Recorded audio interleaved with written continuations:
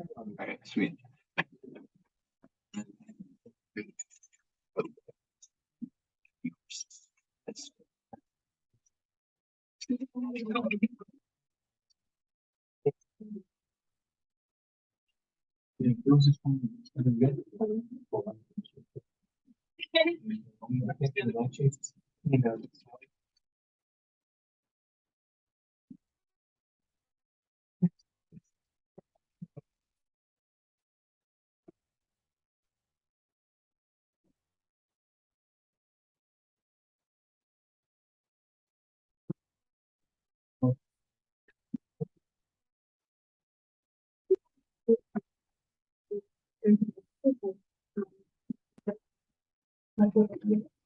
Maybe another thing, if you do like optical blade for the and then in the next slide, you see the visual of that. That used to be. I couldn't remember the Zoom. Yeah.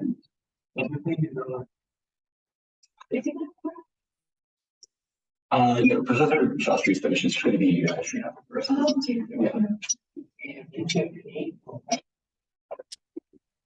I have to be the product stuff, right? I'm good. Come on, that's the key. You guys are on camera. It is recording. I'm sure you. Oh, wait, you're on my mind. There we go.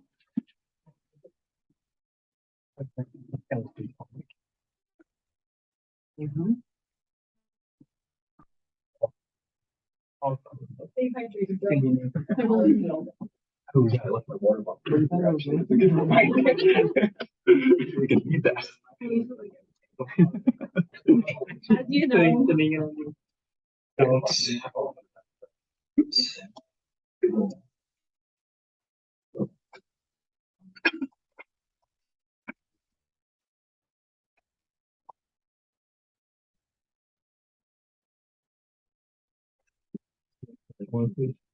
So graduate birthday, he was telling me like he was visiting a birthday all these years. So he went there, he's like, he loves campus, but it's boring, no personality. All right, cool. So we should be all good to get started. Oh, sorry, feel free to grab that chair if you want. Okay, so today we're going to be talking about all of the computer vision business that we've been doing the last week. So the computer vision part of the class is over. So if you really didn't like it, don't worry. It's done in a burst. So yeah, don't sweat it too much. But actually, there's something kind of funny that Professor Shastri mentioned in a meeting the other day. So he was talking to. Do you guys know Baba? Yeah. So he was talking to Baba, and he was like asking him like, oh, like why don't you do any image processing stuff? And he was like, oh, he looked at the image processing like textbook from what's it say, and he was like, oh, I don't know if graduate students at MIT could do that. And Shastri went, that's because they're graduate students at MIT, not Berkeley. So, so he was throwing a bit of shade, but it's a very hard topic, is the point. So don't feel bad if you don't get in the first try. But today we're going to be talking about a couple of different things. So we have two main things that we're going to talk about, and then if we have a little bit of time left over, we're going to do a demo with a drone of the depth camera. So we'll see how that works. And following that, what we're going to do is, if we have even more time left over, we're going to talk a little bit about optical flow and feature tracking. But our main topics are going to be image formation. So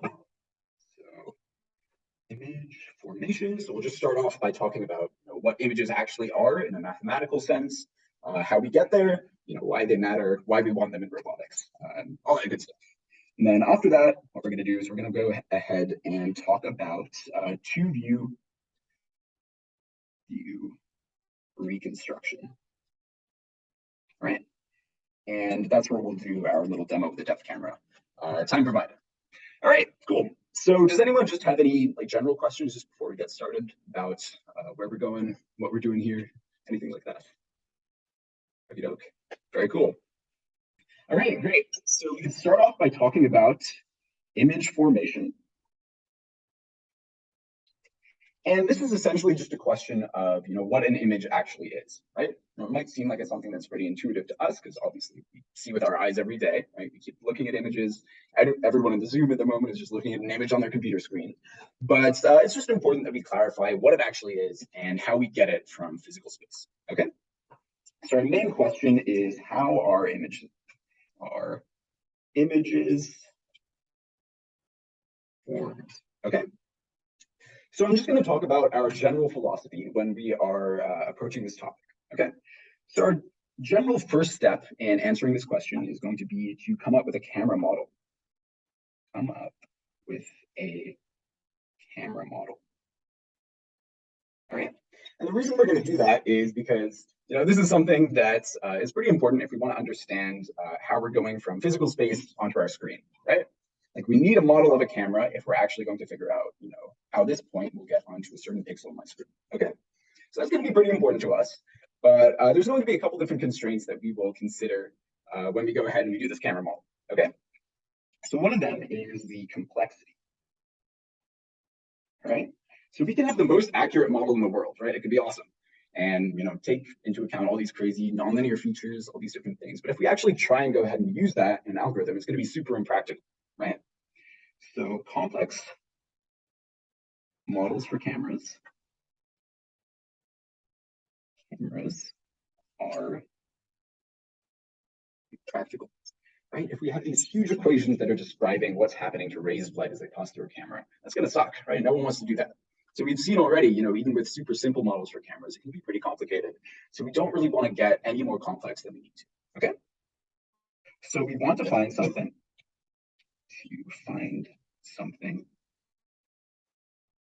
with a balance of simplicity and accuracy.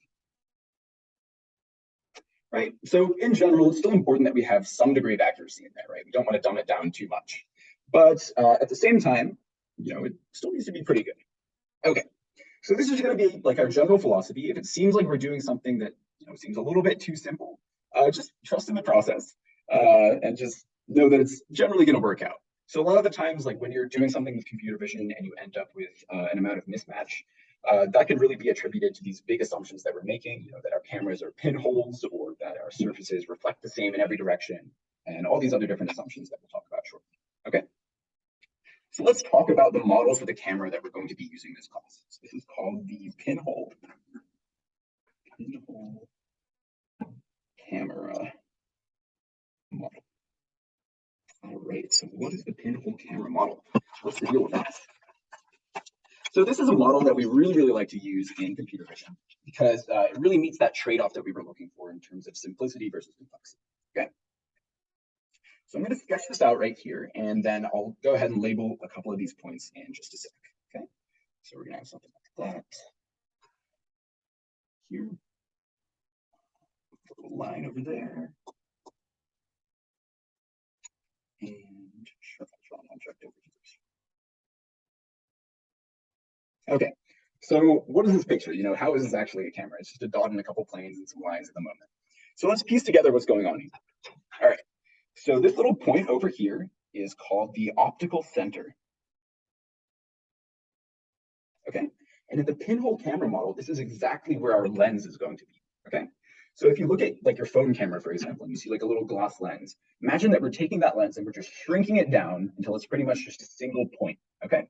That point is going to be called the optical center, right? So that's the lens of the camera. Okay. And since it's the camera lens, this is what every single ray of light that's going through our camera is going to pass through. Okay. So this is a super, super important point for us. Every single ray of light will go through this.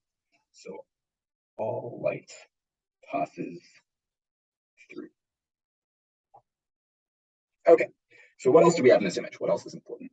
Well, we have this lens. Now it's also important for us to specify what direction our camera is pointing, right? Obviously we're going to get a different photo if we point our camera in a different direction. So we have this line to take care of that. Okay, so this is called the optical axis. Okay, and it tells us where our camera is pointing. So direction of our camera. Okay, cool. So that's our second thing. Now, how do we actually get these images, right? how are we going to take care of that actual physical process of image formation?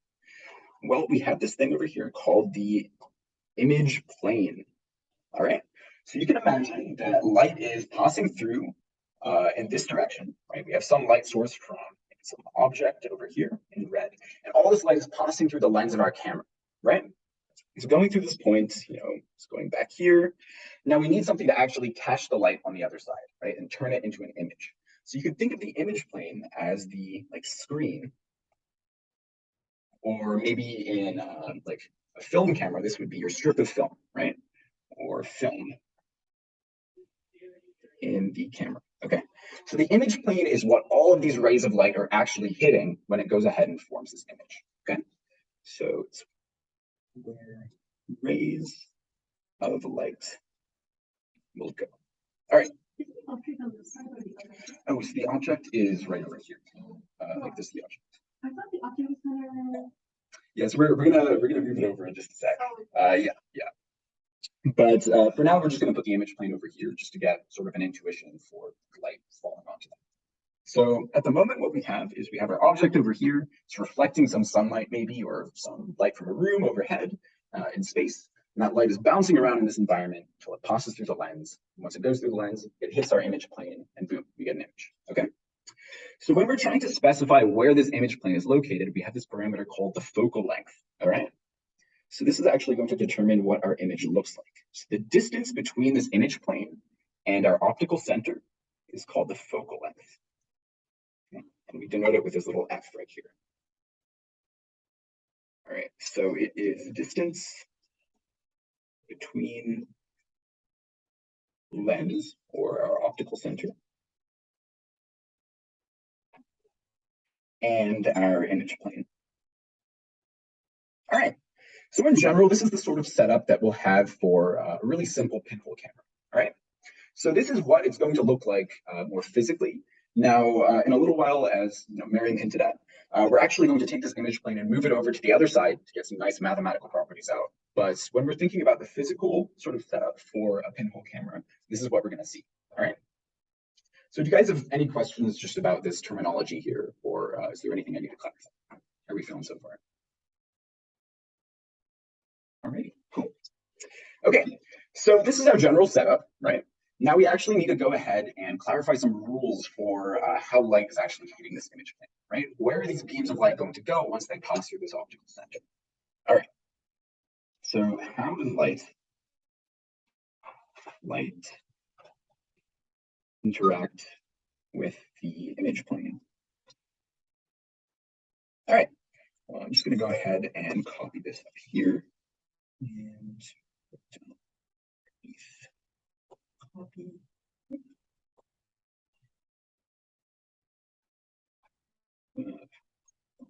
Fixed. All right, perfect.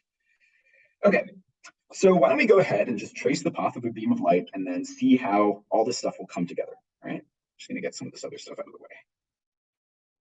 Okay. All right, great. So we got our image plane, we got our optical axis over here. Oops. All right. So let's imagine right here, we have our object, right? That's reflecting light out into space. Let's say we have some point on this object, I'll call this like big X, that we're interested in, all right? So how is this point X going to interact with this image plane, right? Where is this point X going to end? Just to make this easier, I'm actually going to move this slightly further down. So we'll just see this come out really clearly. Okay, so what I'm going to do is we know that if any of these beams of light coming out of X are coming through our camera, since our optical center, our lens, is just a single point, the beam of light will just have to travel directly through that point, right? We're going to have to pass directly through this optical center if we want to get that light into the camera. Okay, so what I'm going to do is I'm just going to trace a straight line from this point going through the optical center, and I'll just keep it moving backwards, all right? So we see that eventually that line is going to come through and it's going to intersect our image plane at some point, right? It's going to pierce right through that plane, that screen of our camera, all right? So what's happening is we have this point on our object, this point X. Light is reflecting off of this object at this point X. Some of that light is passing through the camera and it's piercing our image plane at a particular point, all right?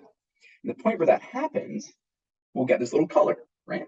And that color is going to be the contribution of that point X to the total image, okay? So So we're going to go ahead and try this for a couple more points on here. Say maybe we're going to look at what happens to this point. What's going on, right? Just going to do the same thing. And go ahead and trace the path through. Go in here. And maybe that one will intersect the image plane at this point over here, right? So we get another point of light. And we keep doing this across the image, right? We get points and points and points. And eventually we're going to end up with a complete picture of that object, okay? So we're taking all these beams of light that are coming off this object, we're pulling it through this optical center, through the lens of our camera, and we're seeing where it ends up when that beam hits the image plane, all right? So intersections of rays with the image plane give us the images. Okay, so just to clarify, I'm just going to talk about a little bit of notation right here. So we use this capital X to denote our physical point in 3D space. And when we want to think about the image of that point, which is where it is on the plane, we use this little squiggly lowercase x right there. All right, so this is the image of that point. All right, so similarly, if we had this other like big X prime, this would be a little x prime over here. Okay, so that we say that that's the image of this point in physical space. All right, cool. Okay, so now what we want to do is we want to try and develop a little bit more of this mathematical ideas behind this. Okay, so what are these relationships that are happening between these big X's and these small squiggly X's, right? Once we start developing that, we'll be well on our way to constructing an actual mathematical model for this camera, all right? So it's really important that we understand the relationship between these because it's going to allow us to make some really useful conclusions here. All right, so how do we make a mathematical model, right? So what we want to do is we want to relate every big X, right? Every point in physical space to its corresponding image point, little x, right? How do we do that? Well, the first thing that I'm going to do is we know that when we're specifying points, it's pretty important to have a coordinate frame, right? So I'm going to put this coordinate frame right at the optical center right here, okay? And the directions are going to be a little bit funny, but we'll talk about why we choose these ones in a little while. Okay, so I'm going to put the z-axis along our optical axis, okay? So z points in the direction of the camera. Okay, so it's pointing outwards towards our objects. All right, now we're going to have our x-axis pointing downwards and our y-axis just coming out. Yeah. So is the camera on this side or on the same side as the object? Yeah, so you could think of it like if you're taking like a photo with your phone, like your phone is like looking out that way. Does that make sense? Wait, Z is pointing towards like what the camera sees, or not where the camera is. Yeah. So like if you look at my phone camera right here, Z would be pointing directly out like that. Yeah. Do we have any other questions about the directions here that we chose? So we'll talk about why this specific choice is important in a little while, but just in terms of clarifying like where this is actually pointing. The direction of camera is like what the camera sees. Yes. I thought like where the camera sees. Oh no. So it's what it sees. That's right. Yeah. All right. Now what I'm also going to do is, we also want to know something about where these little points, these x squiggles are, right? These lowercase x points. So because of that, we're also going to put just sort of like a projected version of this coordinate frame onto our image, okay? So I'm going to just draw the x and y axes right here, right? So we're on a flat image, we don't need z, right? Z is always going to be 0 right in that image. Okay, so we're going to have our x and our y for our image. All right, so let's try and think about how we can geometrically relate this big quantity, this big x, up to this little x, all right? What's the relationship between those 2 points? How are we going to get that point? All right, so let me just redraw this one more time. I'm going to take out some of the words so it'll be kind of clear what the geometric relationship is. All right, like that.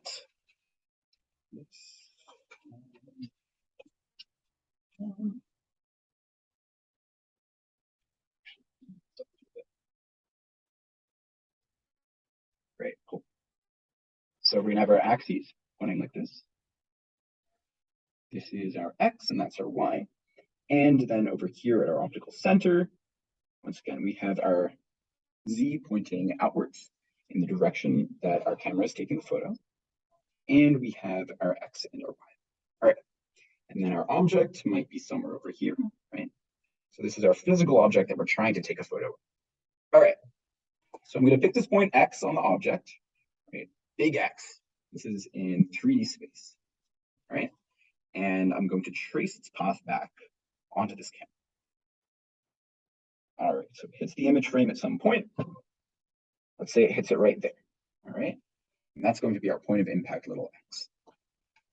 So what we're going to look for now is the relationship between the following. So we're going to look for the relationship between big X, which is composed of the spatial X coordinate, right?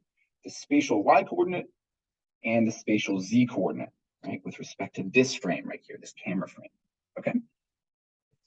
And we're going to see how that relates to little x, which is composed of a little x in the camera frame, call it little xc, and a little y in the camera frame, so yc. Okay, so this is S for spatial and C for our camera.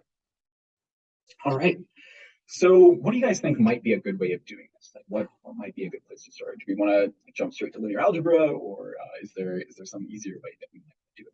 Do you have any general ideas? It's okay if not. What do we think?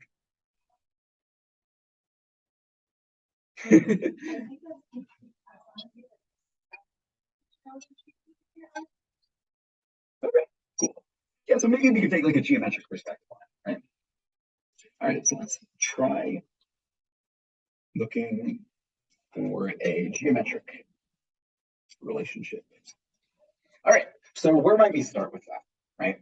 So we know that these points are at arbitrary positions in space, right? They're not necessarily directly lined up. So maybe what I'll do is I'll look at it from one view first, and then I'll look at it from another view, okay? So let's start just by looking at the scene like front on, directly that way. Okay, so our y-axis is coming out of the page. Now, let me redraw what that looks like. So we're gonna have our plane like somewhere over here, right? That's our optical plane. Now we're going to have our point x, that's our little x, and then our big X is somewhere over here, our optical center, and we have this path that is going between, let me draw that actually on the line, going between the two of them. Okay, so we're just looking at it from the side now, same thing as before. So what do we know about this scene right here? Well, we know that our z-axis is pointing in this direction, right? So that's our z-axis of our camera frame, and that is our x-axis pointing down, right? And we know that this is our x coordinate in our image. All right. So we know xs, ys, zs, and we know xc and yc, right? From these vectors that we just talked about up here. Well, where might those coordinates be in this case? Well, what we have right up here, this is pointing along the x direction, right? So what this is that this is xs, okay? Now, what about the z one? Well, it's the same thing, right? It's just the z distance with respect to this coordinate frame. So this distance right over here is going to be zx. Now, how do we deal with this point x, all right? It's little x over here. Well, I'm going to start just by talking about where it is in physical space, right? I'm going to start just by talking about this full 3D point. Well, the distance backwards, what is that going to be? Well, we said earlier that when we were defining like our little pinhole camera, we said that the distance from our focal center, right over here, from our optical center over to our image plane is going to be the focal length, right? F. So we know what that distance is, right? Now, what about this one? Well, this is just our x coordinate in our camera frame, right? So that's going to be our xc going along this line over here, okay? So if we draw this out, what does this give us? So we have something that's like the following. Just draw that a little neater. Okay, so we have the triangle with side length vs, xs, and then we have little xc and f. Okay, so this might be a good starting point to find this relationship between all these big s, or excuse me, these big x variables and these little x variables, right? We're trying to relate their sizes using all these quantities that we know. Well, maybe we could just use some geometric identities and avoid like any fancy math altogether, okay? So what do we know about this scene right here? Well, we know that this is a right triangle. This is a right triangle. And these angles right here from geometry, we know that those angles are going to be equal, all right? So if this angle is equal to this angle is equal to this angle, then we know that that one and that one must be the same, right? So that means that these triangles are similar, right? So they have all the same angles. So one triangle is simply just a scaled up version of the other one. Okay. So they just differ by a scale. All right, amazing. So what does that mean? If these triangles just differ by a single scale factor, then that means that the ratios of each side to each other will be the same no matter which side we pick, right? So if I pick this side and this side right over here, right, and I take the ratio between ZS and F, I know that that's going to be the same as the ratio between XF and XC, right? XF and XC. All right, great. So that gives us a relationship between them, but now we're just missing one important thing right here, okay? And that's actually the direction of this. So we see that this X is pointing in the positive direction with respect to its faces, right? And this one is pointing in the negative direction up here, all right? So to take care of that, I'm just gonna put this negative sign on here, just to show that it's pointing in the opposite direction, okay? So this is giving us a fully geometric relationship between the coordinates of XS, like this big spatial one, and the coordinates of XC, got little camera coordinates. All right. So do we have any questions about how we got to this point right here? Oh, yeah. So our x-axis is just pointing downwards, right? But we know that this x is above our axis, right? So for that reason, we know that this is actually a negative axis, not just a positive axis. Yeah, so we're just looking at it component by component and just using geometry to figure out what those components are. Sure. All right, do we have any other questions? Yeah. X-axis is spatial. Yes.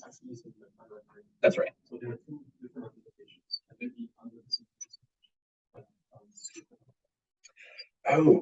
So they can be equal to each other. So if this angle is 45 degrees right here, then those will actually be the same x. But no, is that true? No, so if z is equal to the focal length, that'll be the 45-degree case. Yeah. So if z is equal to the focal length, then they'll be the same. But it's important to keep in mind that this is a 2D right here, right? Well, this is in 3D. So this is, oops, xs, ys, ds. So it's important just to think about them as like different objects altogether. Yeah. Yeah, I know.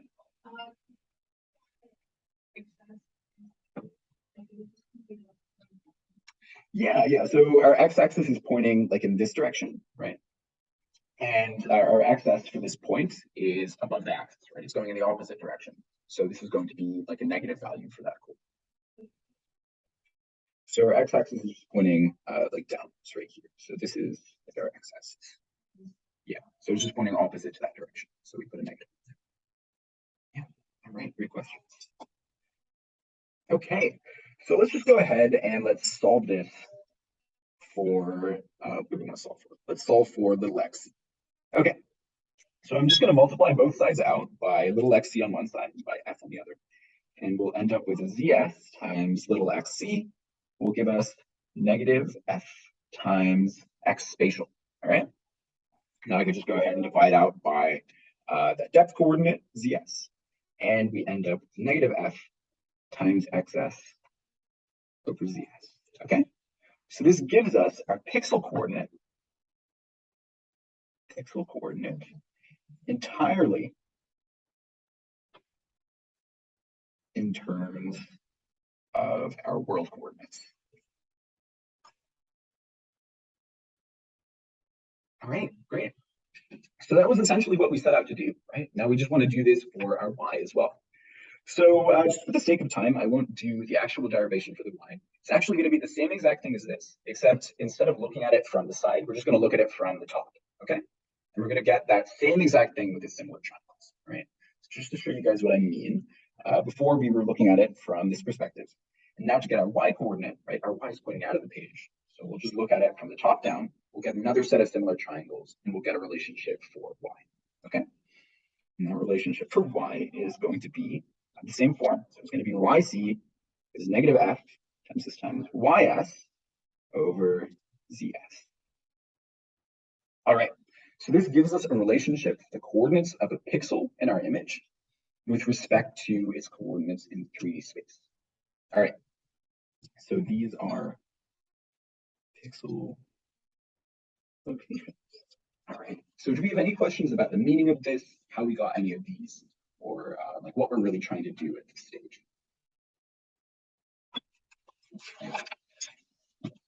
Go next. Alrighty, exciting. Okay, cool. So something that you guys might have noticed here, right, is that we have these negative signs, right? What do these negative signs actually mean in terms of our problem as a whole, right? What do they mean geometrically? Well, when we take a look at what's going on up here, right? When we take a look at this vector x in R3, right? We see that originally it's above the optical axis, right? It's positioned above here. So it starts out above, right?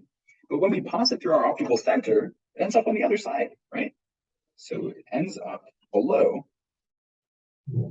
in the image, okay? So that means that using this pinhole camera model, everything's actually gonna get flipped, right? It's gonna get flipped by 180 degrees here. So what happens is our whole image gets flipped because of the minus sign. Okay, and this is something that's kind of a pain, right? It's going to cause us a couple of headaches later on, so we really want to avoid this if we can. Okay, so most digital cameras, when they're dealing with this, they'll actually just flip it for you. Okay, so a lot of cameras, they'll get this flipped image, and then they'll just go ahead and flip it back so the image that you see is the actual correct one. And here we're going to do the same thing, just by a somewhat mathematical tree. Okay, so we know that if these negatives are causing the problem, let's just drop them. Okay, so if these negative signs are a problem, let's just drop them. Okay, so from now on, instead of seeing this xc equals negative f xs over zs, we'll just drop that negative and we'll write our pixel coordinates, little xc equals f times xs over zs, right? Positive this time. And our yc equals f times ys over zs, okay? So all that we've done is we've just taken away the negative signs. So if we want to think about what this means geometrically, like what this would do to our actual image plane to get this, then we can actually just resketch in a somewhat simple form. All right. So before, remember that we had our image plane over here, right? We had our image plane over here, and it was at a distance f backwards, all right? So what we're going to do now is we're going to say that if this is our lens, right? And our focal plane is usually behind our lens, right? Because we need the light to shine through and hit it. Mathematically, the effect of getting rid of this negative sign is just bringing this plane to the other side, right? So now all that we've really done is we've just mathematically placed our image plane in front of the lens instead, okay? So that distance is still f. We've just moved it in front to take care of the minus sign. Okay, so this isn't something that we could physically do, right? Like we can't physically move our film or our camera screen or whatever in front of our lens, right? That doesn't really make physical sense. This is really just a geometric interpretation of what happens when we're flipping the image back to the correct direction. Okay, so if we had like an object over here that we were trying to model, we would still go ahead and trace its path straight through that optical center, right? But instead of needing to continue all the way back to intersect with that image plane, we'll find that its coordinate will actually be just right over there, okay? So this is going to be the same thing that we were doing before. Now we've just moved it up front. We're going to get the same values for our coordinates. They're just not going to be negatives anymore, okay? All right. So does that make sense to you guys why we've gone ahead and moved that up front? Nice. Totally missed that.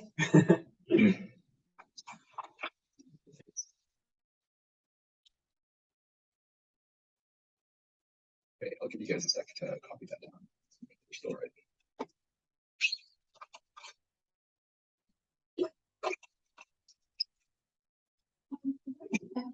in frame, this is the image frame, is that why it's for output? Oh, so this is the focal length. Sorry, above, the blue F. Oh, yeah, sorry, I was just indicating the distance like along that axis right there. Yeah, thanks. Yeah. So I haven't moved the lens, right? So before we had our image plane like back over here, right? So that's still where it physically is, but I'm just saying the effect of getting rid of that negative is just like moving our image plane in front of the lens instead. All right, cool. Okay, so it's now time to turn this into 106A material. So we have to introduce linear algebra because we love linear algebra. So how can we add matrices is our eternal question. How can we add matrices? So we'll get there when we get there. But for now, we won't need pseudo inverse. We're going to do just fine with that. Okay. So what we want to do now is we want to see if we could represent this transformation from our spatial coordinates into our small image coordinates in matrix form. In matrix form. Okay.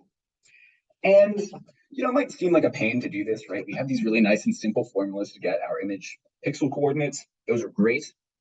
But our main problem with those is that when we try to do these more complicated algorithms and all these different operations, it's no longer going to be enough just to have those simple algebraic formulas, right? Like we might want to compute eigenvectors and eigenvalues and all these different things, get image reconstruction. So to do that, we're going to need somewhat more of a nuanced model, okay? So we're going to go ahead and try and represent this transformation from our spatial coordinates x to our image coordinates little x as a matrix. All right. So the first thing that we're going to do is we're going to rewrite in homogeneous coordinates.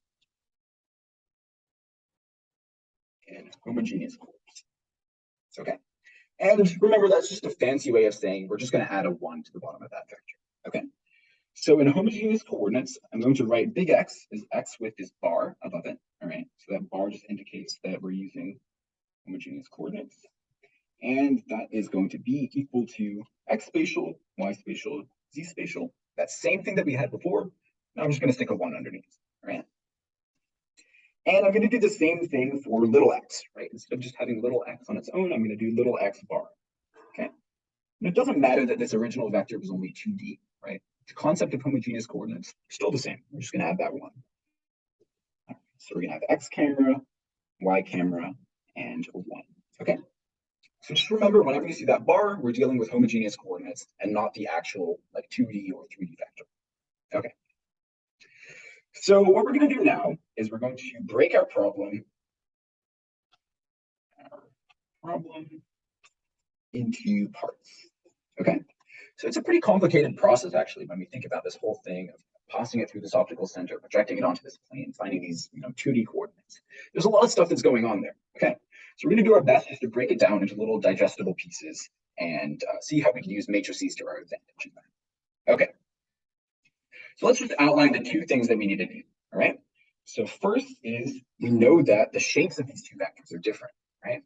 So we want to figure out some transformation that will help us go from this vector in R4 to this vector in R3 without losing any information. Okay. So we want to reshape x bar to the size of little x bar. Okay. So that's going to be our first step. We're going to knock it down a dimension to try and get the shapes right. All right. Now, after that, what are we going to do? Second, we are going to change our 3D homogeneous vector into image coordinates. Okay. So once we've knocked this big vector, x bar, down a dimension, what we're going to try and do is convert it into those x, y, 1 coordinates on our image plane. Okay. So first we're going to reshape, then we're going to apply all these different scale factors and make sure that things come out nicely. Okay. So I'm going to start this in just a sec, but if you guys have any questions about this process, why we've chosen to do it this way, just any like general overview questions. All right, cool. So let's get started with step 1 of that process. Okay. So first we want to reshape x bar. Okay, so currently it's a 4D vector. We want to make it into a 3D vector. Okay, So we're looking for some way to do this using matrices. So we have our vector x spatial, y spatial, z spatial, and a 1 down there, right? And let's say that we just want to get rid of that 1, right? All we're going to try and do is make it the right size, but not really get rid of any information at the moment. So we want this to become just xs, ys, and zs down there, okay? So we're equal to each other. So to do this, there's actually a really nice, simple matrix, okay? So we don't want to be able to change any of these up here, right? So these should stay the same. And this part should go to 0. Okay, so the way that I'm going to do that, I'll just write this out real quick, and then I'll tell you guys why we do this in a moment. 0, 0, 1, 0, 0, 0. Okay, so you can see that when we multiply this 3 by 4 matrix, 3 by 4 by 3 by 1 vector, we know we're going to get back, or excuse me, it's a 4 by 1 vector. We know we're going to get back a 3 by 1 vector. Thank you. Right, so it's the right shape. Now, what are the actual components of that vector going to be? So if we look at this first row up here, we're just taking 1 times xs, right? That's what we want. And we're doing 1 times ys and 1 times zs, and we're not worrying at all about that final call. Okay. So all that we've done is just knocked out that 1, and we called it a day right there. We're now in the right shape. Okay. So the matrix that achieves this matrix over here, is called pi 0. All right. So pi stands for projection. Okay, because we're just projecting this onto a 3D space instead of being. Yeah. Could we have just not used the homogeneous representation and not have to care about pointer? Yeah. So we try to use the homogeneous representation here just to stay consistent, because it's actually going to help us out a lot with our image coordinates. So we just wanted to do it from start to finish in those coordinates just to make sure it's going to be okay. Yeah. Yeah. Great question. All right. Do we have any other questions about this step? Okay. Cool. All right. So step 2 is we want to scale into our image coordinates, expo image coordinates. Okay, cool. So what we want to get out now is we want to get our vector x image, right? X camera, y camera 1 by some sort of matrix multiplication with this other vector that we just derived, right? This big X spatial, Y spatial, and Z spatial. Okay. And just as a reminder, what were those relationships that we derived earlier? What do those look like? Well, we know that XC is equal to F times XS over ZS. And we also have YC equals F times YS over ZS, right? So these were those geometric relationships we got from those triangles a little while ago, right? But if we look at what's going on here, right, we're trying to divide by a coordinate. Okay, that's kind of a pain, right? If we're trying to do that with a matrix multiplication, it's going to be kind of complex to do that. So what I'm going to do instead is I'm just going to bring this ZS over to the other side. Okay, so if XC is equal to F times XS over ZS, then we know that ZS times XC is equal to F times XS, right? And similarly, ZS times YC is equal to F times YS, all right? So this is going to make our lives a little bit easier, okay? We'll see why this is in just a sec, but it's going to give us a really, really nice formulation of our matrix multiplication, okay? So now what we're going to say is instead of aiming to get this XC and this YC all on its own, what we're going to do is we're going to try and get ZS multiplied by this whole thing, right? We saw over here that we got these pretty clean looking relationships when we multiply out by this ZS. So let's try doing that, right? Let's try seeing if we get a nice reasonable transformation. Okay, well, let's just go, entry by entry. We'll see if we can construct that transformation, all right? So ZS times XC, that's just equal to F times XS, right? Nothing else. So we put an F right there, a 0 and a 0, right? We don't need those other terms. Now, what about the Y term? ZS times YC is what? Well, ZS times YC is F times YS, right? So we don't need to have anything to do with the X. Just put an F right there, and then a 0 right there, right? It doesn't depend on the Z. All right. Now, finally, what about the ZS, right? Well, we're just going to have ZS times 1 is just equal to ZS, right? So 0, 0, 1, okay? We don't have anything to do with those other coordinates. All we have in that last row is just ZS equals ZS, right? And just like that, this thing has worked out perfectly. We get this super clean matrix right here just by multiplying this ZS out to the other side, okay? So we get a very clean matrix by multiplying by capital ZS, okay?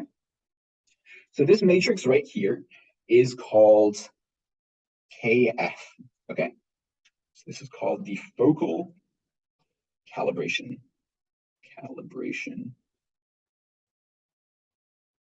matrix, all right? So it's what's scaling us down from our big spatial coordinates into our coordinates on our image plane, okay? All right, so do we have any questions about that second step right there? You know, why we brought the CS out? Yeah. So CS itself is a value but in F over ZS not being. Yeah, so the problem with writing F over ZS is we want to have ZS in this vector over here, right? So we want this to be a relationship that holds true for any X, Y, Z. So if you put that in the matrix, then our matrix will be dependent on that parameter as well. Yeah. Sure, yeah. Did you have a question? Okay. All right, cool. So let's go ahead and let's put this all together. We'll see what our total transformation is. So all of what do we have? Well, we have ZS times our X camera, our Y camera, and a 1 is equal to this matrix that we just derived, right? So we have F0, 0, 0, F0, 0, 0, 1 times XS, YS, ZS, which we found was just the original homogeneous X coordinates multiplied by this projection matrix over here, right? So I'll just plug that in for XS, ZS. Okay, so this was 1, 0, 0, 0, 1, 0, 0, 0, 1, 0, 0, 0 times big X spatial, big Y spatial, big Z spatial, and a 1. Okay, so all up, we have a relationship that looks like the following. Z spatial times our image coordinates, homogeneous coordinates, is equal to our focal scaling matrix times our projection matrix times our big coordinates in homogeneous coordinates. All right, so this is one representation of our pinhole camera. Okay, so all up, this is a pretty important formula, and it's really handy to use. There's actually one thing that's missing from it that we'll talk about in just a sec. But for now, do you guys have any questions about the process that we took to get to this stage? How are we feeling? Yeah. We do is just go from just have a transformation. Yeah. So we're going from like our spatial, like 3D points. Like if I'm to take a picture of like my computer screen right here, I'm going from say like this point to what that point would look like on my camera screen. Yeah, that's right. Yeah.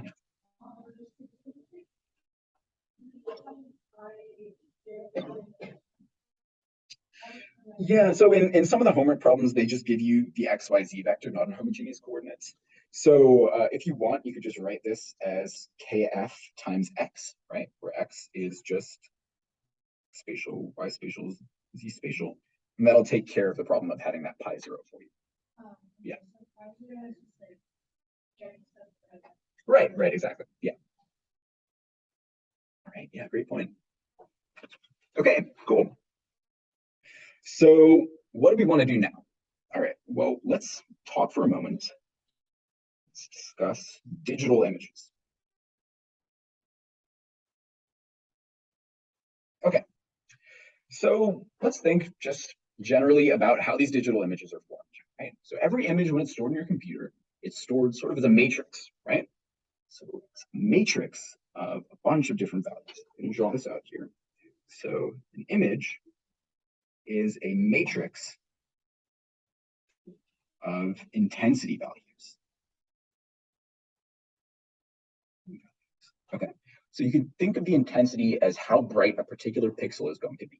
Okay, so your computer is going to store this big matrix. It's going to have one entry for each individual pixel in there, and at each value in that matrix, it's going to tell you how bright that pixel is. Okay, so a lot of computers, what they do is they'll grade how bright something is on a scale from 0 to 255, okay?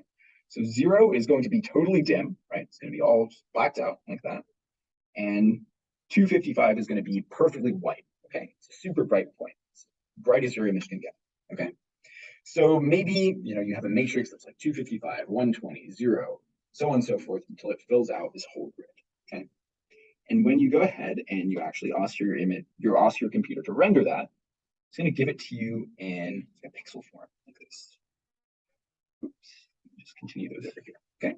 So maybe we gave it like a value of 0 there, right? Maybe we gave it an intermediate value over here. Maybe these other ones, that's kind of colored in. You can make like a little box over here, right? And this is how your computer forms images, right? So it's just taking a big array of the size of your image, and it's filling each one with a particular intensity value that tells you how bright that pixel needs to be, okay? So if we were to plot this array, or put this array into NumPy, right? What would we get? Well, it would be a matrix that would maybe look something like 255, and let me just make it to match up with this. I'll make it like 0, 255, 255, 255, maybe like 120, 255, so on and so forth for the rest of this matrix, right? So if I was trying to access this first element, what would that be? What would I call? What would the index of that be?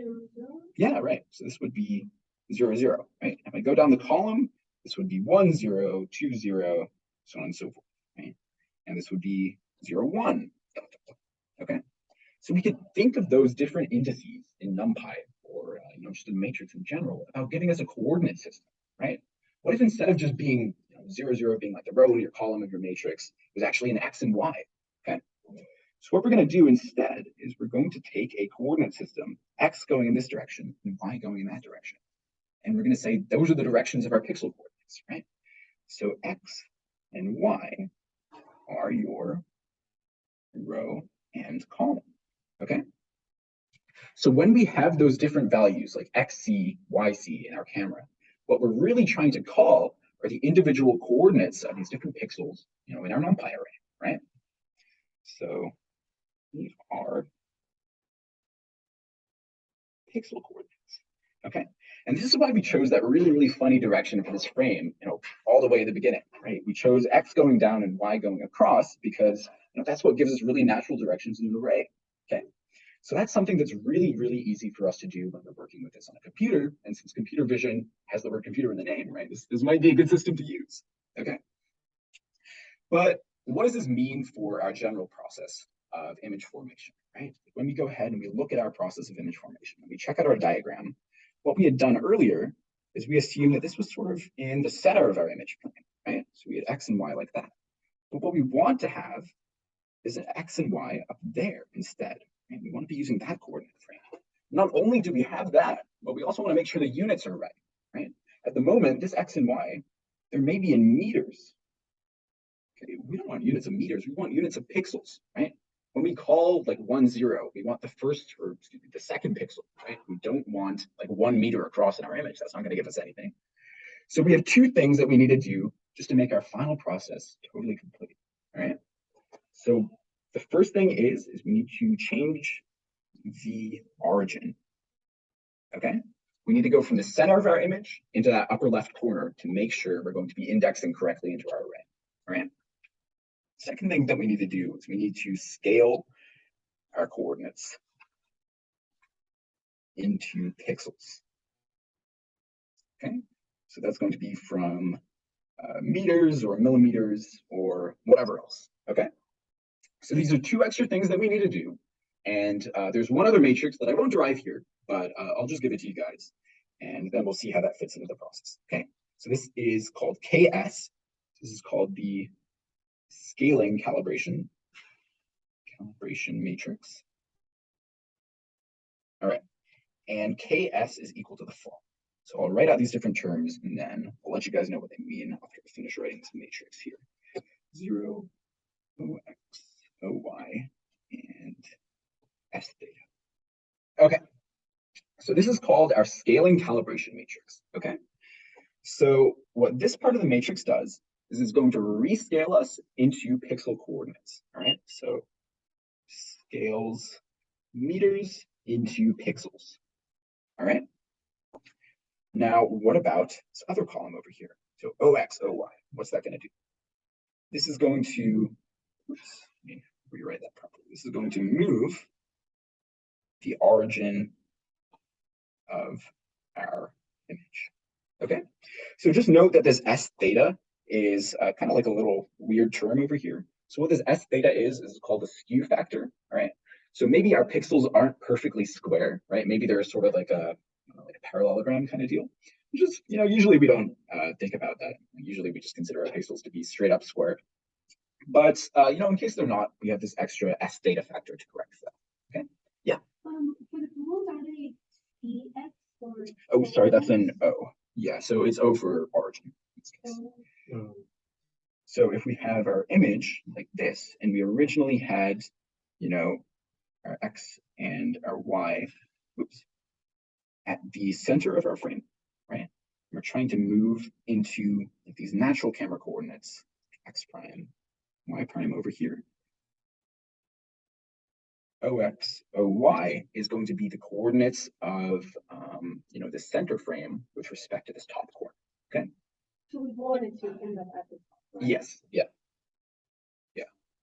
So if we give it anything with respect to this frame, it's going to convert it into this frame over here for us. Okay.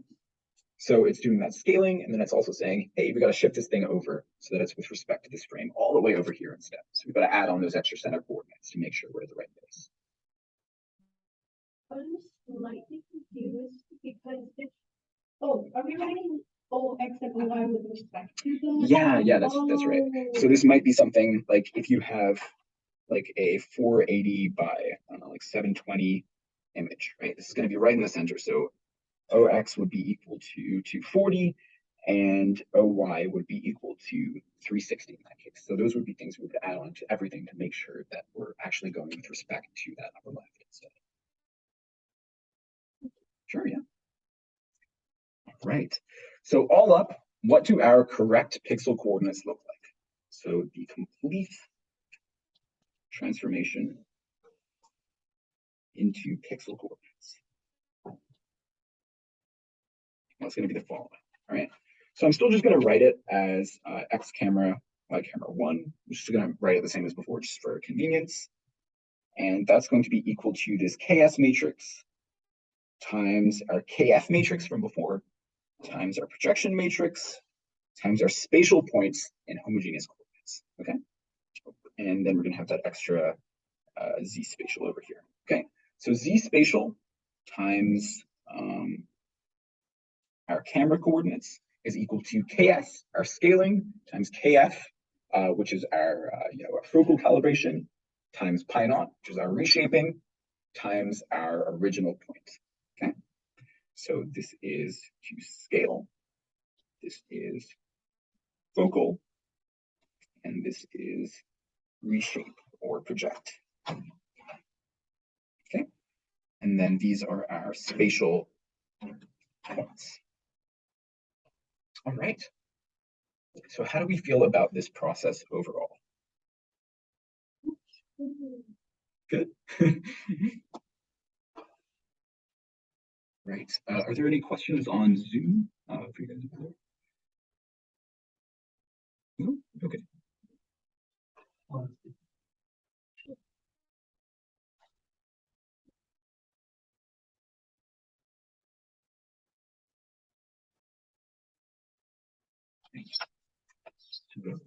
See what we're gonna. Right. Okay. Right. So are you guys, do you feel ready to move on to the next topic? All right, cool. So we could talk about two-view reconstruction now. So two-view reconstruction. All right. So I'm actually going to talk about the solution to one of the homework problems in this. So be advised, spoiler alert. Hopefully no one minds. But I think it's just a really good problem. And it's really, really important for understanding what two-view reconstruction is all about. I think it's really instructive just to see it, pop out at you. All right. So far, we've been developing this stuff about cameras, images, all this jazz, right? But what's it actually good for? Well, we want to do two things now. And the first thing is we want to recover depth from images. All right, so why is this something that's important to us in robotics? Well, say like we have our drone over here and it's flying around, right? And it's just all it's able to do is just like take images of the environment. If it was able to take a couple of images that give a like an idea of where an obstacle is in space, that's pretty important, right? Otherwise, you're just going to hit the obstacle, right? So maybe in an ideal like simulated environment, we have a perfectly clear idea of where our obstacles are, but in the real world, that's not the case, right? We have to figure that out using some sort of sensor. A lot of the times, it's going to be a depth camera, or maybe LiDAR, or something else. Okay, so it is important for robotics. For example, obstacles. Okay, so what else do we want to talk about? So we're going to talk about this problem in general. We're going to solve it through. And then after that, we're going to talk about the epipolar constraint. So epipolar constraint plus the essential matrix. All right. And we're going to talk about what those actually mean later, like what epipolar is, why the matrix is essential, and so on and so forth. All right, cool. So let's start with part one, which is recovering depth. Recovering depth. All right. So what does this mean? Right. So we just said this is one of the most useful things we could do in robotics, right? Now, why is this a problem? Why is this something that we need to discuss? Why is it not just trivial? All right. So what I'm going to do is I'm going to start out by drawing a scenario like this. Okay. So we're going to have our camera over here, and so that's the center view. All right. Cool. Okay. Let me actually draw it like this. All right, cool. Okay, so then we're going to have our optical center over here. So that is the lens. And this is at the focal length up here. Okay. So just remember, we're going to use that special sort of coordinate system that we talked about last time. So Z is pointing in the direction of the optical axis. X is pointing downwards. And Y is pointing this way. Okay, so it's like I have my camera facing outwards like that. All right. Now I'm going to point my camera at some point in space. We call it point P, right? So where's that point P going to end up in my image frame? Oh, just go ahead and I'll trace it back so that it goes through the optical axis over here, all right? And let's say it intersects my image frame right there, this point little x, okay? So within this frame, this point P might look like this big vector x1, right? So let me call this camera 1. Okay, and then we end up with this little x1 over here. Okay, so if we take a photo of that point P, great, we get this point, right? But now let's think about what happens if we want to try and recover the depth of that point, right? Is it just enough to know that this point P is just this one point floating in space and that it has these image coordinates x1? What do you guys think? No, right? Yeah. So there's so many points that will actually correspond to this. There's an infinite number, in fact.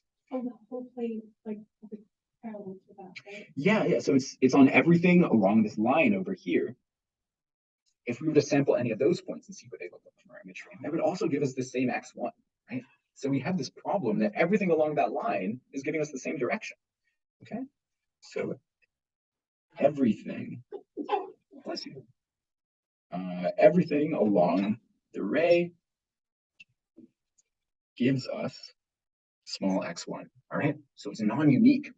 So to fully figure out where this point P is, what are we going to need to do? Maybe we'll try adding a second camera, right? Then we can cross-reference these pixel points and we'll see, okay, maybe we can figure it out that way.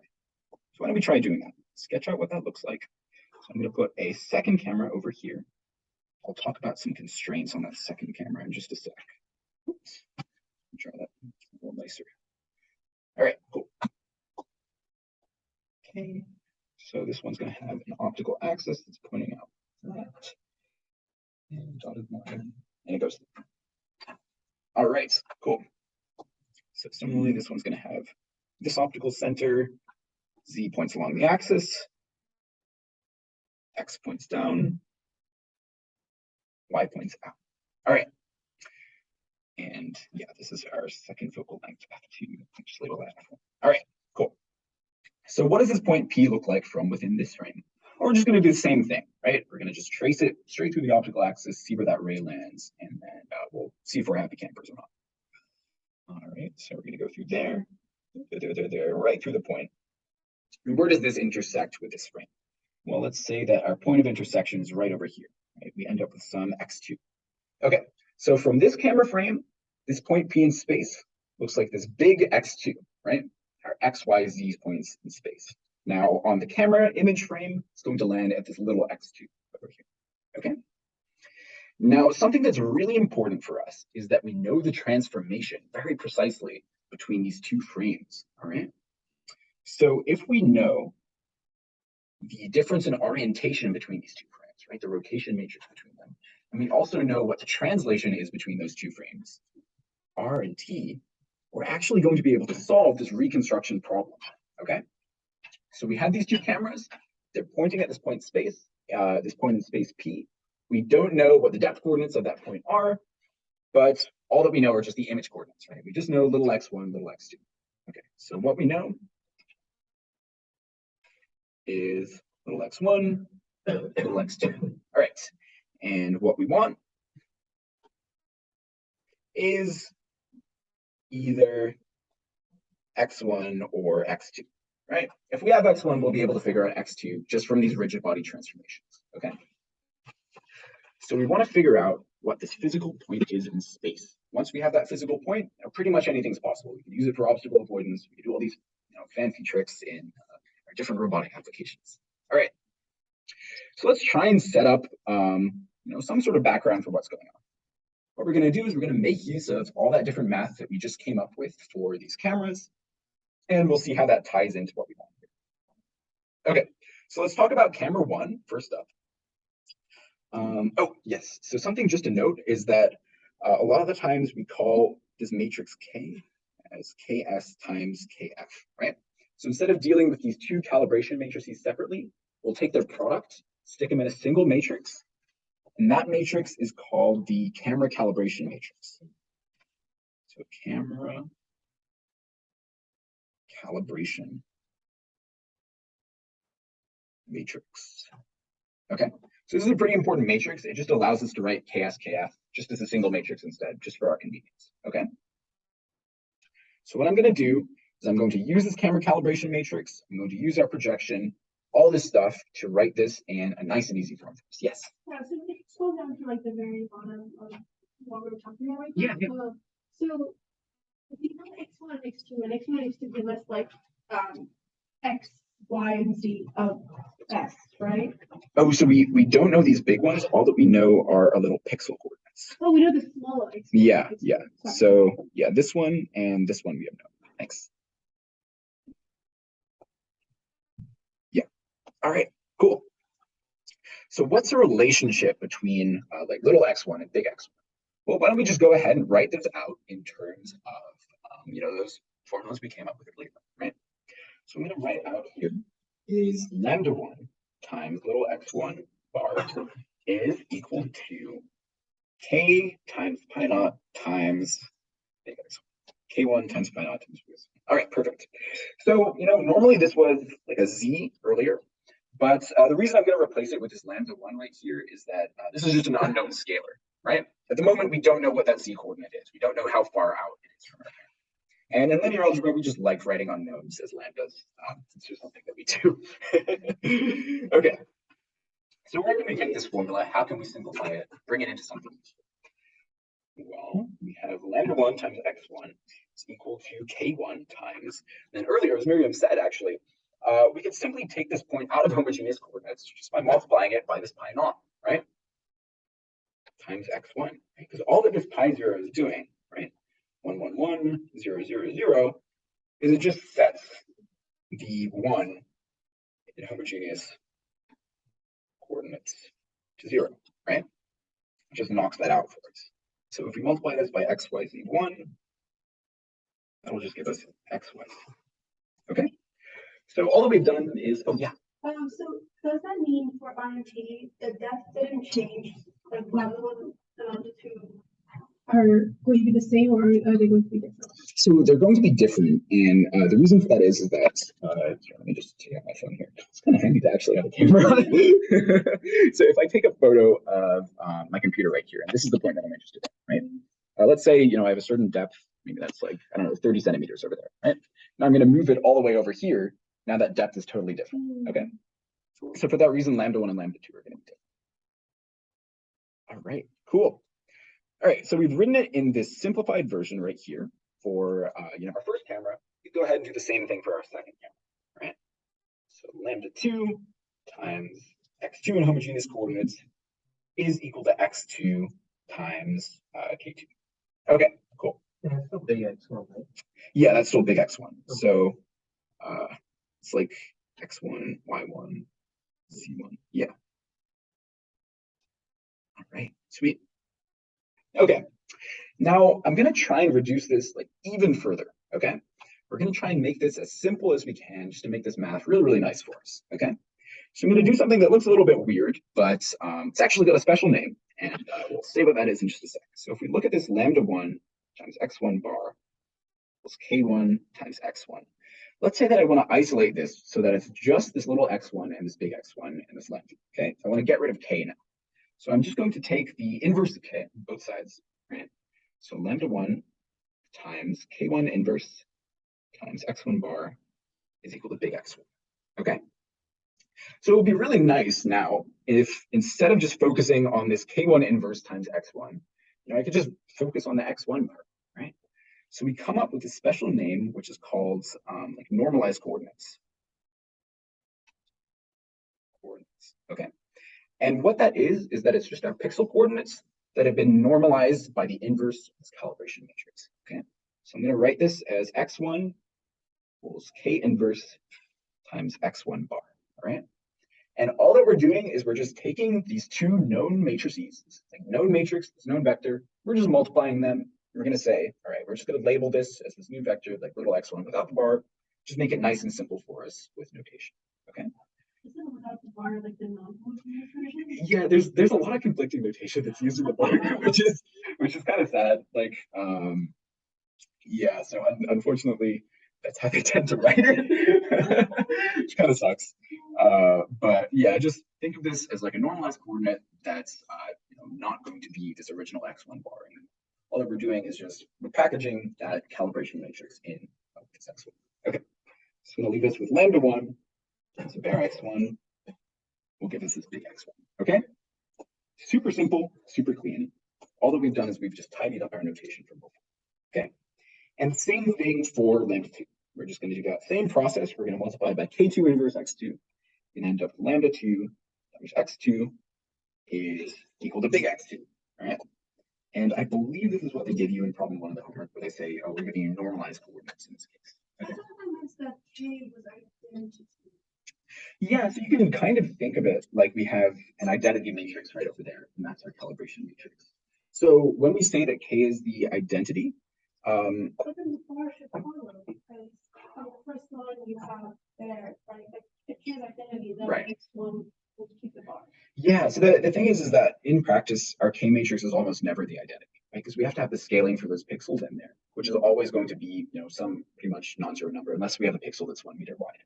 So for that reason, when we say K is identity, we really just mean that we're multiplying by K inverse over here and over here. So it looks like K is the identity, but really what we're doing is we're multiplying by its inverse on both sides to get rid of that, matrix in there. Yeah. All right. Okay, sweet. So how do you guys feel about this step? Yeah, Anya. So the bar means homogeneous coordinates. Now I've just rewritten this. I can write this as like x1 r prime if you guys feel better about that. What do you think? No? Okay. All right. Okay. So I'll just stick with this. That would be pretty nice. Oh no, but then hat map. I'm sorry. X1 star? Okay. Actually, I think I might stick with this because I'm pretty sure this is what we tell you in problem 1. Is that the conjugate?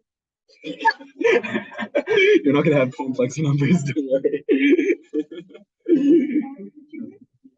simplify the equation on the right? This one over here? Yes. Oh yeah, so we're just saying that we're switching from like our actual pixel coordinates into these normalized coordinates. So we're just multiplying by k1 on both sides, just so we can knock out another term in this matrix and just write it in a really, really simple form instead. So all that we're doing here is we're just trying to clean up our notation. Let's just make sure that looks good. Yeah. So we're turning it into these coordinates where it looks like the calibration matrix is just the identity. Yeah. So it's sort of like a change of coordinates. Like we're just rescaling our coordinate axes in this case, just to really simplify our notation and make this a really nice and easy formula to work.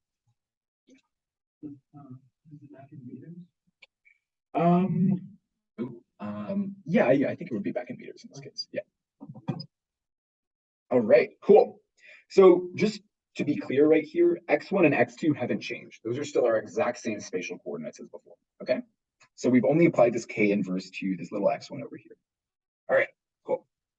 So now, how can we relate? We relate little x1 and little x2, right? This might give us a path to being able to solve for these unknowns, lambda 1 and lambda 2. Right? That's our overall goal. Those are the only things that we don't know in this equation. Everything else we know, we actually don't know big X1 and big X2. But we know this guy. We know this guy. We want to figure out these at the moment. Okay? So those are our scales. Once we have those, we'll just plug them into this formula, and X1 and X2 will just pop right out. Okay? So how can we relate these different parameters? Well, remember, all the way at the start, we said that we know very precisely what this rotation and translation is between these two frames, right?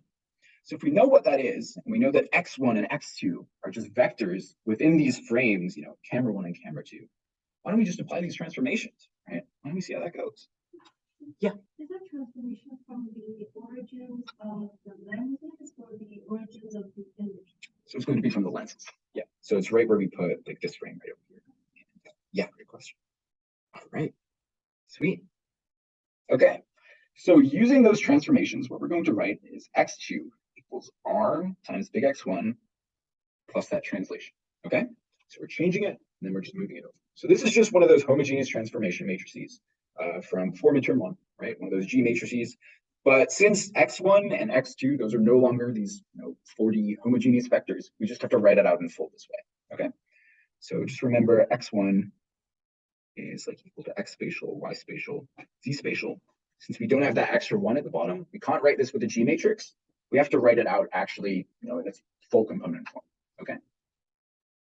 All right, so we have this formula, x2 equals r times x1 plus t. Where do we go from here? Well, why don't we go ahead and try and plug in these ones that we came up with up here, right? Seems reasonable enough. So we're gonna do lambda 2 times x2 times little x2 is equal to r times lambda 1 times little x1 plus t, okay? So what I'm going to try and do now is I'm going to try and turn this into an equation that's just in terms of these lambda 1 and lambda 2, right? Because when we take a look at this equation, what do we not know, right? We know what t is, we know what r is, we know little x1, we know little x2, okay? The only things we don't know are just that lambda 1 and lambda 2, right? So let's try and bring them together in this equation. Let's try and put them in the same place. We'll see if we can get any good way to solve for what they are. All right. So what I'm going to do is just rewrite this slightly. I'm going to bring this constant out front, lambda times r times x1 plus t. And I'm going to bring it over to the left-hand side of the equation. So I'm going to have minus lambda 1 times r times little x1 plus lambda 2 times little x2 equals t. Okay, so we're at a pretty critical point in this problem right here. All right. So this is the one that's the homework problem, by the way. I think this is 1C. Yeah. All right. So here's what we want to do now. We know that we could solve problems of the form a times v equals b. Right. This is something that we encounter super, super often in linear algebra, right? So a is. I just realized what is that? Oh yeah. So a is a matrix that we know, right? It's known. Great. B we also know. That's another known. And v is our vector of unknowns, right? So v is our vector of unknowns. Well, we know that t is a known value, right? So t might be our b in this case, right? Now we need to figure out what that matrix A is and what that matrix V is, or excuse me, what that vector V is. Okay. So in this classic linear algebra setup, V is just our vector of unknowns. What are our unknowns? They're lambda1 and lambda2, right? So I'm going to set V equal to just a vector of lambda1 and lambda2. Just stick our unknowns in one place. Now let's try and figure out what that matrix might be. All right, so we have this sort of set. We have a lambda1 and a lambda2 is equal to t. What's that matrix going to be? Okay, well, let's look at this problem, right? When we multiply out by lambda1, we end up with this negative r times x1 term right here, okay? Just remember, all of these are doing, they're just scaling the columns of the matrix when we multiply them out and add them up. Okay, so why don't I try putting in r times x1? It's our first column, right? R times x1 is going to give us a vector, right? It's not a matrix. It's a 3 by 3 matrix times a 3 by 1 vector. Okay, so it's going to give us another 3 by 1 vector. Perfect. Okay. And similarly, right over here, we just have a lambda2 times an x2. So I'm just going to stick x2 in that column. Okay. And this is an entirely known matrix, right? We know what r is, we know what x1 is, we know what x2 is. So this is something that we can actually solve now. We have this in this form, a times v equals b, right?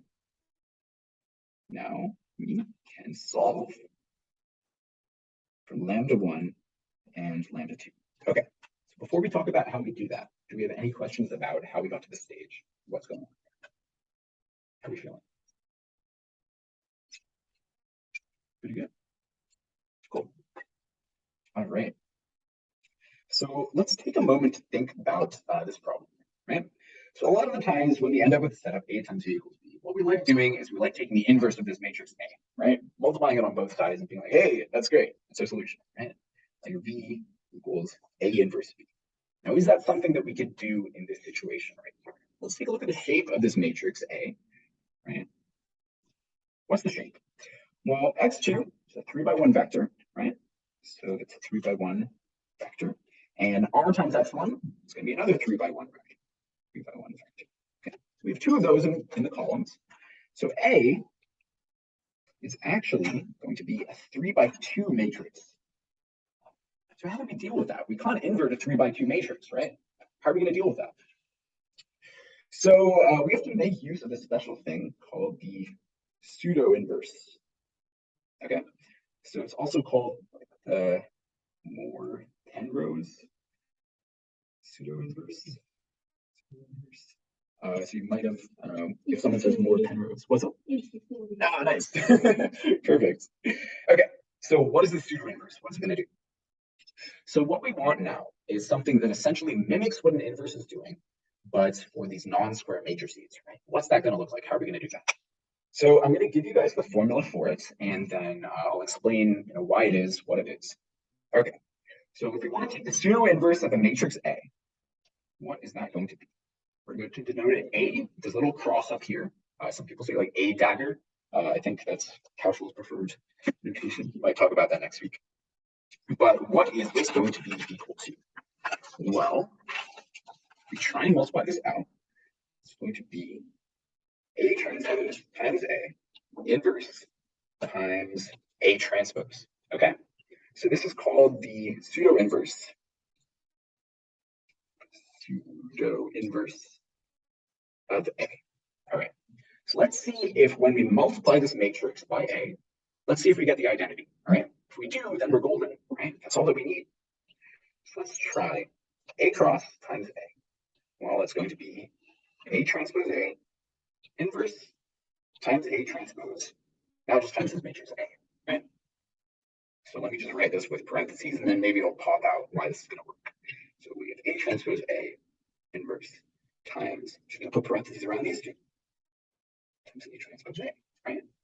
We have A transpose A inverse, so that's an invertible matrix right there, right? A transpose A is going to be symmetric, it's going to be invertible. We have the inverse of that multiplied by A transpose A. So that's just the identity, right?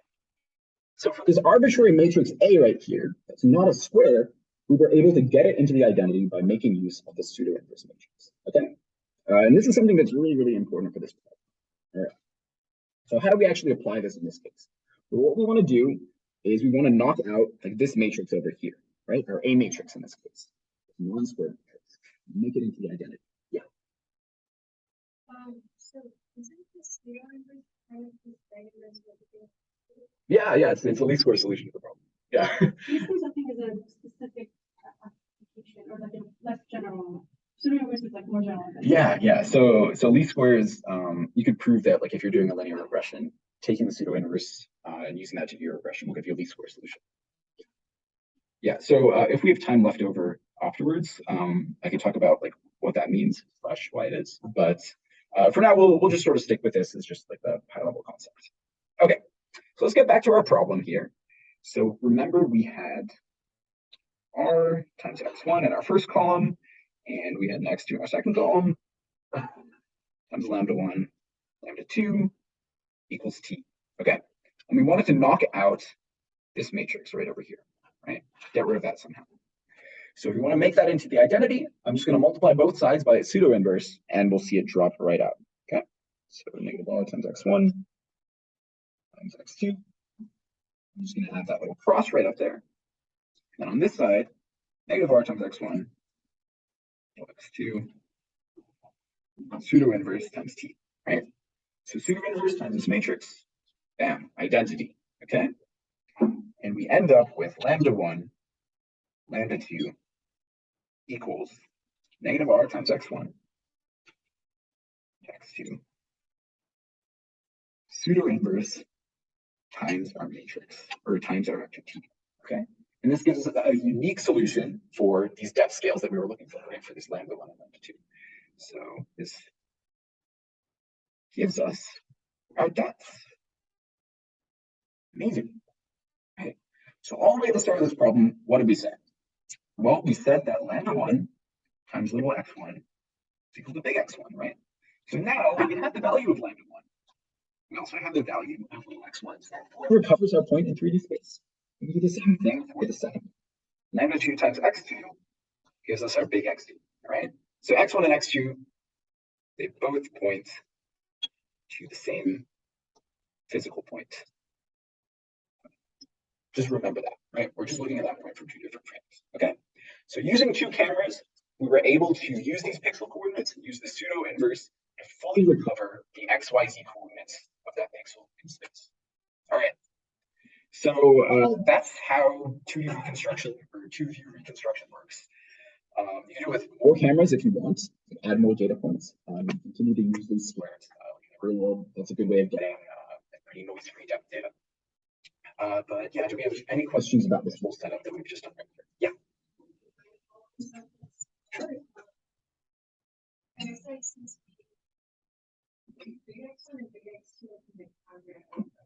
Yes. Yeah.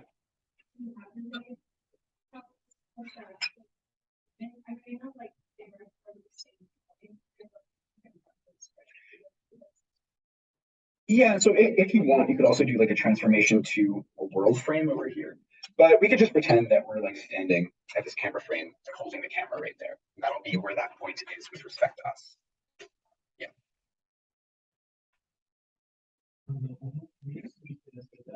Yeah. Yeah. So you don't have to write that out in full, just leave it in terms of pseudo inverse. Yeah.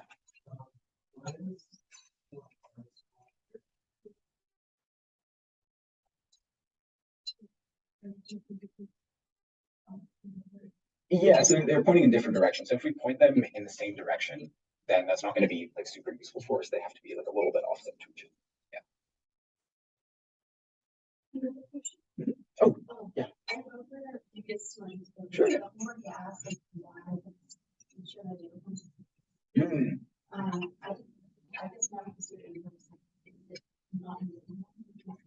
So the pseudo inverse is something that really always exists as long as we don't have the zero matrix. It's going to be totally fine. And the reason for that is that sort of like this least squares solution, like Anya was talking about. So like if we have these data points like, all over here, like these noisy data points, and we want to make like a line of best fit in between them, the pseudo inverse will help us find like what the y-intercept and what the slope would be for that line. So even though these points aren't lying perfectly on there, right? These are noisy points. The Pseudo inverse. Pseudo inv gives the best solution for that case. So even if we have these super noisy data points, it'll give us the best possible case. So if you guys want, afterwards we could just set up like the regression problem and then see where this comes from. But yeah, I think I just want to talk about the essential matrix because I think there's a problem on that as well. Okay, so if we have time after the essential matrix, we can play around with the camera for a little bit. I think some people already saw it at the start, but for those of you that came in, yeah. Oh, right. Yes. Saying that pseudo inverse can deal with it can deal with noise, yeah. So it gives us the line of best fit through all these different data points. Do you guys actually want to talk about the least squares thing like right now? Okay. Essential matrix would be that. Okay, cool.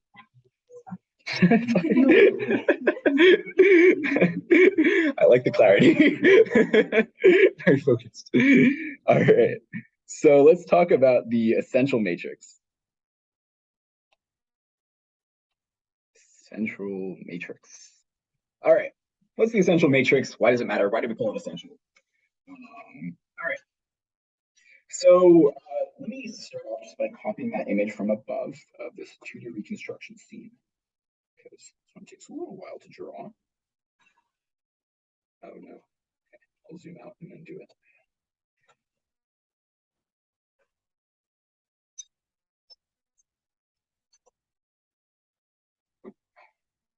All right, perfect.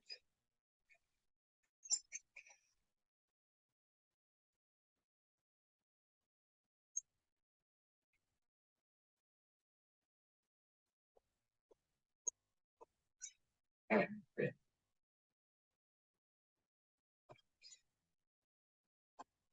Okay, cool. Let me just clean up our view of this a little bit. Okay. So what the essential matrix does is it essentially just gives us a way of like fact checking some things that we do in this whole process. Okay. So I'll tell you guys what I mean by that. So let's imagine that we have some pixel points, x1 in this frame over here. Okay. And we have another pixel point, x2. All right. Now, how can we tell if these points, like if these pixels, are actually pointing to the same physical point in space, right? Like if I take a photo over here of my computer, take another photo over here, and I claim that two pixels are the same, is there some way of checking that, right? Is there some way of actually knowing for sure whether they're pointing at the same physical point in space? Now, this is something that isn't only good just for fact checking, right? This is something that helps us find a lot of correspondences in between images. So this is something that is part of a really important problem called scene reconstruction, right? So earlier we'd assumed that we know very, very precisely this R and this T matrix, right? But that's not always going to be the case in the real world, right? Like what if I take a photo from my computer, I move my robot over here, I take another photo, and I'm saying, based on these points being the same, can I tell where my robot went? Okay. So there's this idea of reconstruction. Okay. So we get lots of information about like our motion of our robots or motion of our vehicles just using different points that correspond to each other. Okay. So how do we check that two pixels are actually pointing to the same position in space, right? Let's see if we can try and work out a really nice compact constraint that will give us that, right? So how do we know? How do we know if x1 and x2 are pixels point to the same 3D spatial location?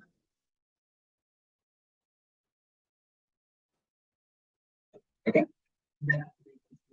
Yes, from two, or at least two different poses. Like we could start with one camera, move it, and then take another one. So they're just from two different images. Yeah. Good point. From two images. All right. So what are some constraints that we could set up that would model that scenario? Well, let's start just by thinking about that same thing from before with x1 and x2, right? So let's say that we have like x2, and we know that this is equal to r times x1 plus t. Okay. So for now, in this problem, I'm just going to assume that r and t are just things that we know. Okay. This won't always be the case in a practical computer vision scenario. We're going to actually be able to use this matrix that we derive right here to work backwards and figure out what r and t are. There's a couple different ways to do that. But for now, we'll just assume that they're known for the sake of this problem and get this set. Okay. So where do we go from here, right? How is this whole setup helpful? Well, let's start out just by replacing x2 and x1 with some knowns, right? Say lambda2 and little x2, it's that same one from before, and just our normalized pixel coordinates, is equal to lambda1 times r times little x1 plus this translation t. Okay. So where do we go from here? What do we want to do? We want to reduce this to the simplest constraint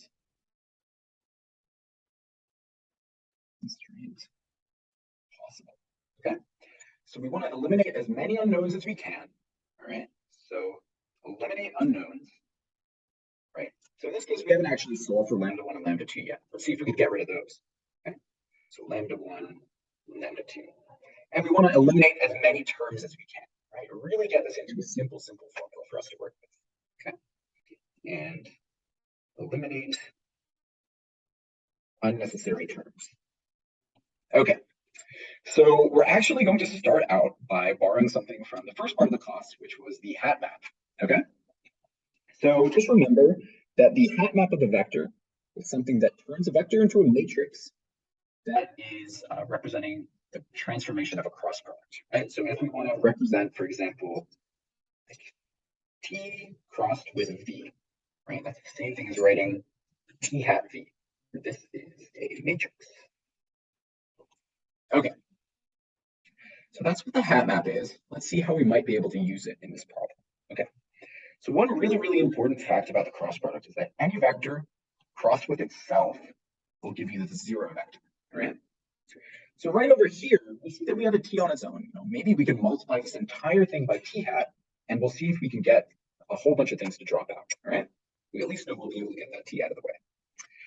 So we'll have now lambda2 multiplying everything by t hat. So lambda2 times t hat times x2 is equal to lambda1 times t hat times r times x1 plus t hat times t. T hat times t is just equal to t cross t, zero vector. Okay. So what does this leave us with? We have lambda2 times t hat times x2 is equal to lambda1 times t hat times r times x1. All right. So we still have some work to do, right? We still have these lambdas in here. We at least got rid of one term, right? That was one goal we were trying to meet. Now let's see if we can choose some clever choice, a vector or matrix, something like that will actually drop this entire left-hand side out for us. Okay. So what might that be? What can we do? Well, let's talk for a moment about what t crossed with x2 is. Okay. So if our vector t is pointing in this direction, and your vector x2 is pointing in that direction, we could use the right-hand rule to figure out that t cross x2 will be perpendicular to both t and x2, right? So we put t along there, x2 along there. It gives us something like t hat x2 that is perpendicular to both of them, right? That's just a geometric property of the cross product, right? Take x cross y, we got z, it's perpendicular to both x and y. Okay. So how can we make use of this perpendicularity to find something, some vector that will make this entire left-hand side drop out to zero? Well, here's something that we know, right? If x is perpendicular to y, then x dotted with y is equal to zero, right? So if x is perpendicular to y, we know that x dotted with y is equal to magnitude x, magnitude y, times the cosine of the angle between them, right? Magnitude x, magnitude y. In this case, cosine of 90 degrees, right? They're perpendicular. And what's cosine of 90 degrees? Right? It's just zero, okay? So if two vectors x and y are perpendicular, we can drop it out to zero, all right? So we have this t hat times x2 right here. We know that that's perpendicular to t, and that that's perpendicular to x2. So why don't we go ahead and multiply both sides by x2, okay?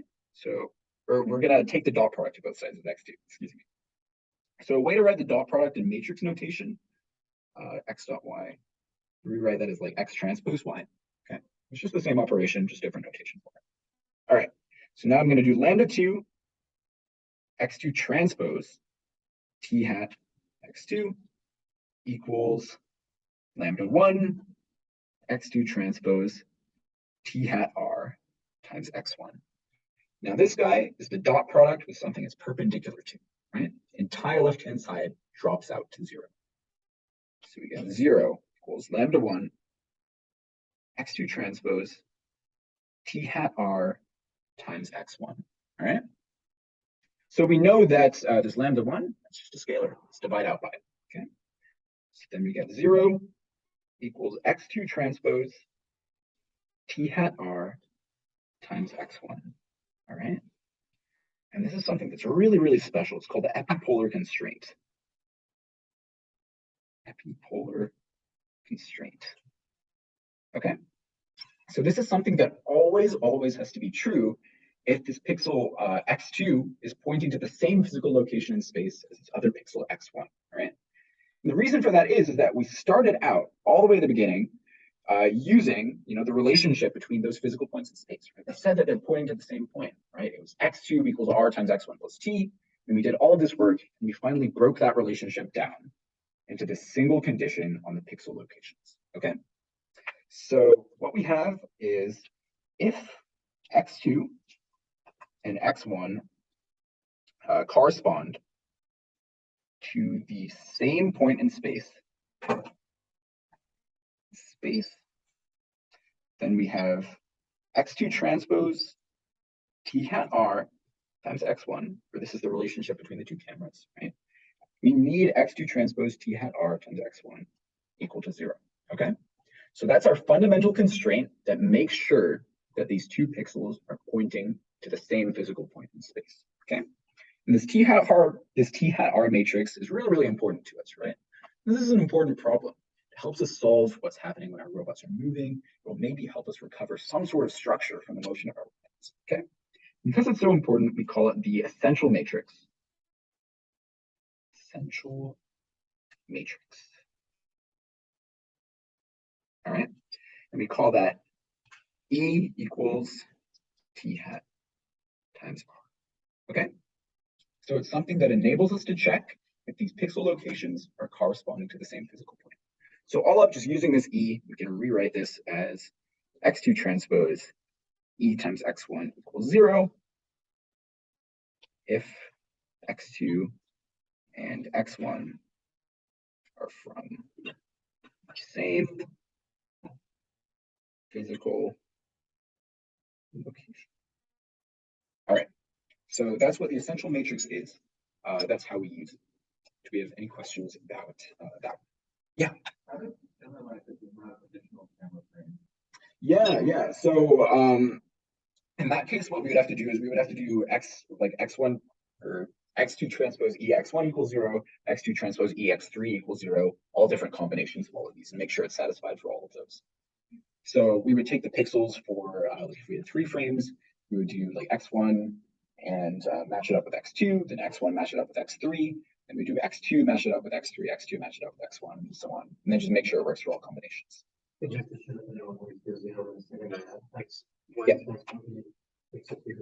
exactly. E is always the same.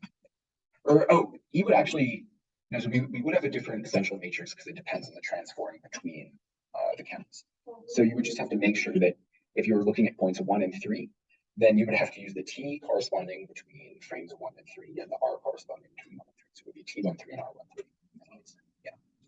It's better to like take 2 pictures and identify like 8 points like that are the same points in the space. Right.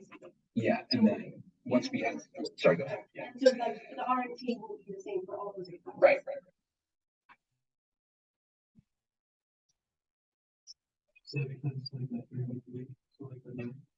Right. Yeah, so the reason we like 8 points is I don't know, do you guys want to talk about like 8-point reconstruction right now? Okay. Did you have a question?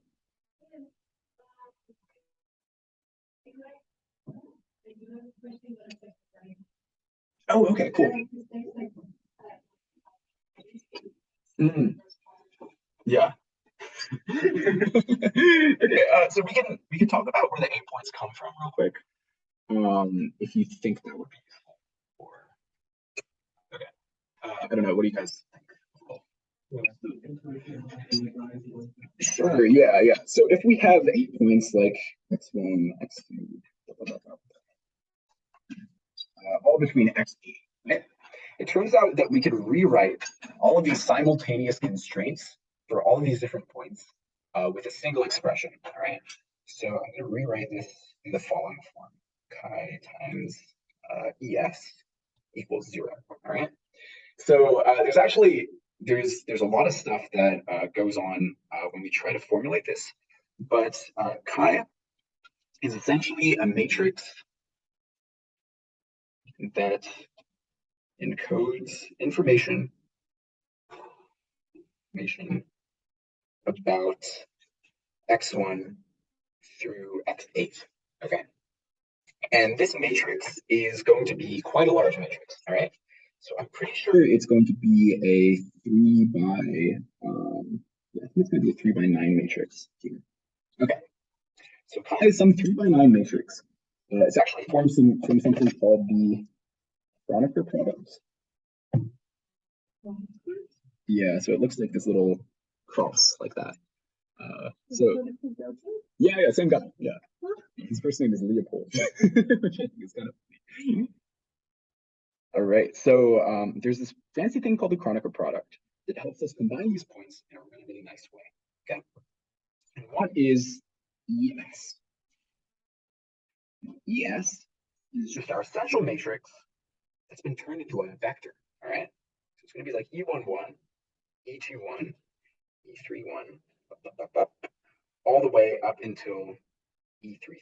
Okay, so we've taken our matrix and put it into a vector form, right? So E is usually this 3 by 3 matrix, right? So E11, E21, dot dot dot dot dot dot dot dot E33, right? And let's imagine that we don't know what this matrix E is, right? That we're trying to recover it from data, right? So we don't know, but we want to recover. All right, now how might we do that? Well, one way that we could do this is by putting it into a system of equations, right? Like ax equals b or ax equals 0, something like that, okay? So if we want to do that, maybe one way we can think about it is by putting all of these unknowns into a single vector, right? And that's what we're doing when we form this ES over here, right? So we're just taking all of these different elements of this 3 by 3 matrix, putting it into a vector, right? There's 9 elements in a 3 by 3 matrix. This is going to be a vector in R9, all right? So here's what we have. We're going to end up with this constraint, this fancy matrix called chi times ES equals 0. All right. Now, what we want to do is we want to find a unique representation for ES. All right. So ES should be unique up to a scale factor. Okay. So what that means is we want there to only be a single direction ES such that this equation is true. All right. Now, what does that mean in terms of the null space of this matrix X? So if this is true, if ES only points in a single direction,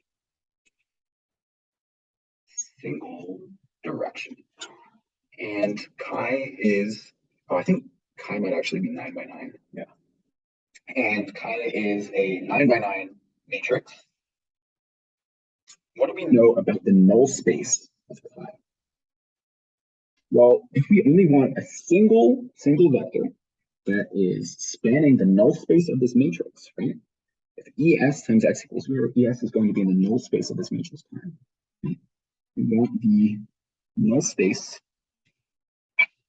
of chi to be one-dimensional. All right. So if this is a one-dimensional matrix, or excuse me, a one-dimensional null space, and we have 9 separate columns in this matrix, we know that the column space chi is 8-dimensional. Okay. And we can actually prove that the only time that we'll get an 8-dimensional column space for chi is when we pick 8 separate points in space that are in all these different general positions. Okay. So what this is essentially saying is that we must pick 8 points to get chi, a 1D null space, which then gives us gives ES, right? Which we can then convert back into our actual matrix E. Gives us E up to a scale factor. Okay. So in general, this is what the proof of that sort of looks like. This is just a couple of the main steps of that. On your homework, you don't have to go through this process, okay? So don't worry about using all the stuff with the chi and the ES. This is what the general proof will look like for it. But on your homework, you should be able to reduce it just using some normal linear algebra tricks. Okay? You don't have to do anything with this fancy Kronecker products or turning your matrix into a vector or anything else like this, right?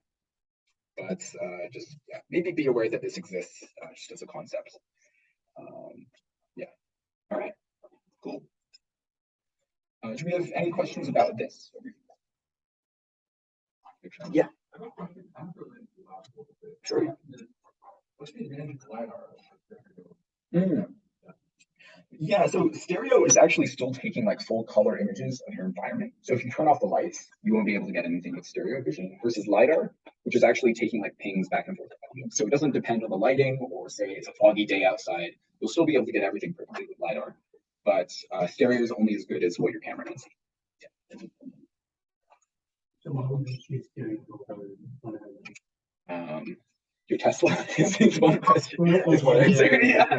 Like they seem to be very pro that. I mean, LiDAR is very expensive, which is the main reason. But yeah, it's not super safe, at least at the moment, to use just stereo vision. Right. Yeah. So yeah. So be careful if you get into Tesla. It's a lucky day outside.